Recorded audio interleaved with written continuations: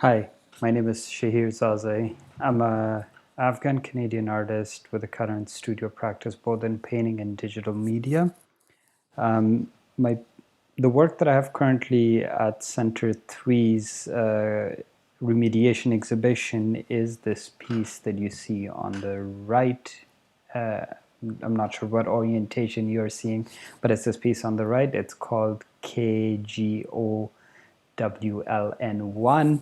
I'm sure the title is very confusing. The titles are generally a marker for myself, or you could call it as it's notes. It's like me making notes to myself as to what really led me to make the work and how, what were the preset rules I set for myself to create the work. That being said, actually, my entire practice is an improvised process. None of the works are something that I design in advance or plan in any way. It's pretty much I sit in front of the computer and I start working. And by the time I'm done. Just like any other artwork, the artwork itself defines when the work is finished. This piece specifically is one of the largest works. I think there's a total of 3 to 4 really large works. This one is 44 by 72 inches. If you've gone to the exhibition, you've seen this scale. The aim was to create something so large that when you stand face to face, it could be something that really encompasses you or encompasses your visual field. It's one of the unique works in when it comes to its imagery. Prior to this, I didn't really use any representational elements in my work. Actually, the only representation you're seeing on screen is my face. I put that there instead of putting myself on video. But going back to this work, so this work is the only representation in here. Actually, there's two elements. It's flowers and snake.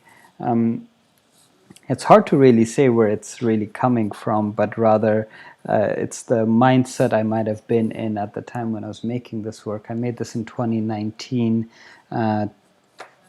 somewhat towards September, October of that time period.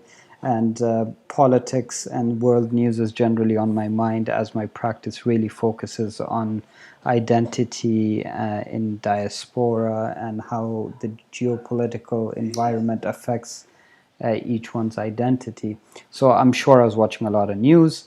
I do see elements of war in here for myself, but the rest I'll leave to you as a viewer to find.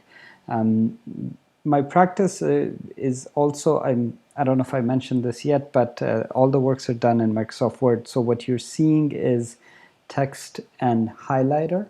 That's all I'm really using to make the work. So Microsoft Word has, I think, a limit of about 15 highlighter color options, and that includes black and white. I do utilize white in my work, but I don't really use black yet. I'm saying yet because you don't know where the work is going to go. The white is actually used to create the white spaces. It's the empty spaces along the border that you see that almost mimics a fringe. Those fringe areas are actually white text and white highlight, or a lack thereof of a highlight. Other than that, the work is an improvised work. This work, I also make my work on a 1:1 scale. So this one being 44 by 74 inches means I have to create it out of multiple pages because Microsoft Word has a limit of how many what size of a page you can really use. So the largest page size I can use to make a work is 22 by 22 inches. In this case, when I was making this work, this knowledge of 22 by 22 inches was not something I was aware of. So this one was actually done out of letter size pages. So 8.5 by 11 pages were used, multiplied by however many that takes to create a 74 by 44 inches. What else could I tell you about my work? I think that's about it. Everything is improvised, nothing is planned, and I think that's the most enjoyable aspect of this medium or this process for me.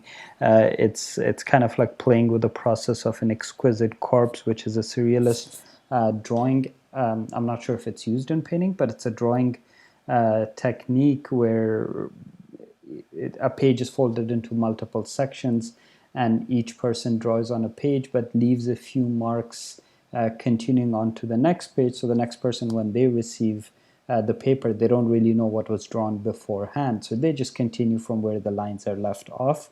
And the amalgamation of all these different drawings that are made creates a very surrealist, sometimes scary things. But in this case, I work similarly. I generally start from at the top left being a corner of the carpet. So I start from there, and whatever happens on that page kind of sets the tone of the rest of the work.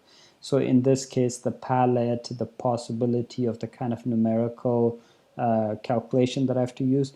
When I say numerical, I use a lot of numbers in my work.